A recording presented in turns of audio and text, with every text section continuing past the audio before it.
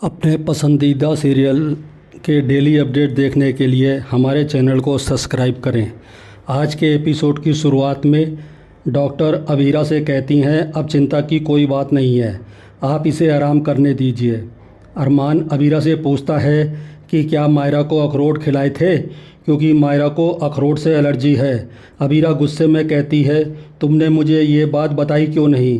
तुमने ये इंजेक्शन सामान के साथ पैक क्यों नहीं किया? अबीरा खुद को दोष देने लगती है कि उसे अपनी बेटी के बारे में कुछ पता नहीं है। डॉक्टर अबीरा से कहती हैं, बच्चों को अक्सर बीमारियां हो जाती हैं और ये नॉर्मल है, लेकिन अबीरा डॉक्टर पर ही भड़क जाती है। ये देखकर अरमान को अतीत की बातें याद आती हैं कि जब मायरा बचपन में बीमार हो जाती थी तो वह ऐसे ही चिंता करता था। दूसरी तरफ क्रश फ़ोन पर बात करते हुए कहता है कि अंशुमन और उसके बीच सब ठीक है और उसने सहमति से डील कैंसिल की है, लेकिन क्लाइंट उसका फ़ोन काट देता है। क्रश गुस्सा होता है, तभी अबीर वहां आता है। अबीर उसे कहता है, मैं तुम्हारी मदद करने के लिए आया हूं। क्रश गुस्से में उस पर इल्ज़ाम लगाता है कि उसकी वजह से कियारा का दिल टूटा है और चारू की जान चली गई। अबीर क्रश का भरोसा जीतने की कोशिश करता है और कहता है, तुम तानिया से बात करो और उससे माफ़ी मांगो, तुम्हारे लिए पार्टनर मैं लेके आऊँगा। दूसरी तरफ अरमान अबीरा को खाने के लिए कहता है, अबीरा उसे मना करती है। दूसरी तरफ क्रश तानिया से बात करने की कोशिश करता है। अबीर कियारा को मैसेज करता है कि क्रश तानिया से माफ़ी मांगने आ गया है। कियारा कहती है, अगर तानिया ने क्रश को माफ़ कर दिया तो वह अबीर से बात करेगी। इधर क्रश तानिया से माफ़ी मांगता है और अपनी गलतियों का दोष संजय को देता है।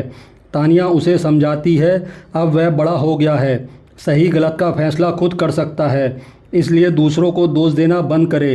क्रश उसकी बात मानता है और कहता है, मुझे एक मौका दो, मैं सब सही करना चाहता हूँ। तभी अंशुमन वहाँ आकर तानिया पर भड़क जाता है और क्रश से बात करने के लिए उसे डांटता है। क्रश अंशुमन से एक मौका मांगता है, लेकिन अंशुमन गुस्से में कहता है कि तुम मेरी नज़रों से दूर रहो। अबीर क्रश को जाने के लिए इशारा करता है और क्रश चला जाता है। तानिया अंशुमन से कहती है कि अपनी बात कहने का मौका सबको मिलना चाहिए। अंशुमन कहता है, क्रश इतनी जल्दी सुधरने वालों में से नहीं है। इधर अबीरा को अपने शिपमेंट की जानकारी मिलती है। अबीरा बाहर आती है और कहती है, शायद यह कार मायरा को पसंद आए। अबीरा कहती है, मायरा का इस कार में बैठने का मन था, इसलिए मैंने ये कार किराए पर ली है। अरमान कहता है, कार वापस करो, इस तरह बच्चों को लगेगा कि पेरेंट्स उनकी हर डिमांड पूरी करेंगे। अबीरा कहती है, मुझे तुमसे सलाह लेने की ज़रूरत नहीं है। अरमान कहता है, वो उसकी गलतियों को ना दोहराए। अबीरा कहती है, मैं आज भी तुम्हें गलत ही लगती हूँ, तुम्हें लगता है मैं अच्छी माँ नहीं हूँ। अरमान कहता है, तुम सबसे बेस्ट हो, मैं बेवकूफ़ था जो असली हीरे को नहीं पहचान पाया। तुम ही दुनिया की बेस्ट माँ हो और बेस्ट लाइफ पार्टनर हो। अबीरा कहती है, अगर ऐसा होता तो तुम मुझे छोड़कर नहीं जाते। अरमान कहता है, यही तो मेरी बेवकूफ़ी थी। अबीरा कहती है, तुमने 7 साल मायरा को अकेले पाला है, अब मेरी बारी है। मेरे पास मेरी बेटी का दिल जीतने के लिए सिर्फ 1 महीना है, वरना गीतांजलि उसे वापस ले जाएगी।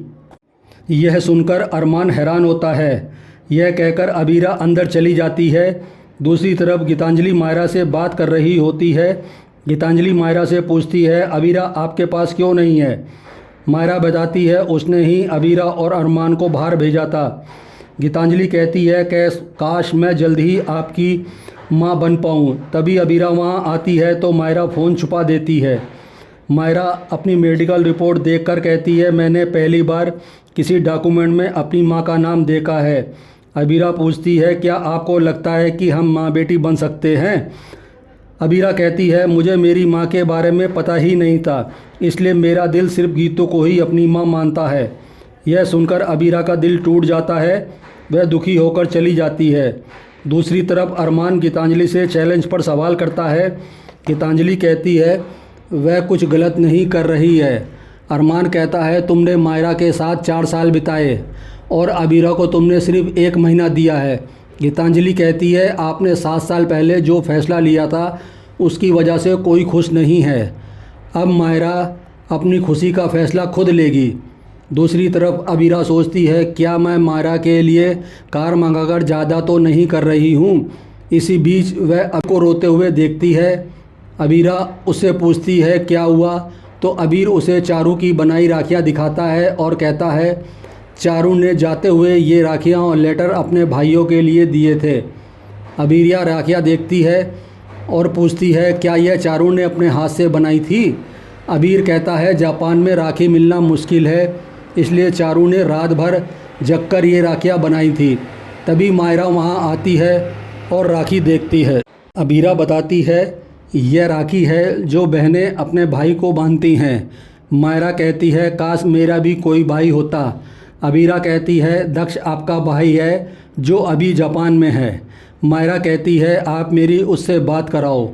तो अबीरा बताती है जापान में अभी रात है। अबीरा मायरा को दक्ष की बचपन की फ़ोटो दिखाती है। फ़ोटो देखकर मायरा बेहद खुश होती है। मायरा कहती है काश ये मेरे साथ यहाँ होते तो मैं भी उन्हें राखी बांधती। अबीर कुछ करते देख मायरा पूछती है आप क्या कर रही हो। अबीरा कहती है मैं अबीर के लिए राखी बना रही हूँ। अबीरा बहाना बनाकर चली जाती है तो मायरा खुद राखी बनाने लग जाती है। अबीरा पूछती है क्या आप दक्ष भैया के लिए राखी बना रही हो। मायरा कहती है मैंने बहुत सालों तक उन्हें राखी नहीं बांधी, इसलिए मैं अब बहुत बड़ी राखी बनाऊंगी और ये राखी मैं खुद बनाऊंगी। अबीरा मायरा को देखते हुए सोचती है जैसे मायरा ने सभी घर वालों को स्वीकार कर लिया है वैसे ही जल्द मुझे भी स्वीकार कर लेगी। इसी के साथ एपिसोड ख़त्म हो जाता है। अगले एपिसोड में देखने को मिलेगा कि मायरा अबीरा को बताती है कि नेशनल डांस कंपटीशन शुरू होने वाला है जिसमें बच्चे अपने पेरेंट्स के साथ हिस्सा लेंगे। क्या मैं गीतू के साथ उसमें पार्टिसिपेट कर सकती हूँ। इसके बाद अरमान मायरा से पूछता है कि वो अबीरा के साथ कंपटीशन में हिस्सा क्यों नहीं ले रही है। मायरा बताती है कि अबीरा को क्लासिक डांस नहीं आता। अरमान कहता है आपकी मम्मा आपके लिए क्लासिक डांस सीख लेगी। मायरा कहती है पहले क्यूट आंटी और गीतू मेरे साथ डांस करेंगी, फिर मैं फैसला करूंगी कि मेरे साथ कौन जाएगा। अबीरा और गीतांजलि इससे सहमत हो जाती हैं। अबीरा सोचती है मुझे मायरा का दिल जीतने के लिए ये कंपटीशन जीतना ही होगा। ऐसे डेली अपडेट्स देखने के लिए मेरे चैनल को लाइक करें और सब्सक्राइब ज़रूर करें।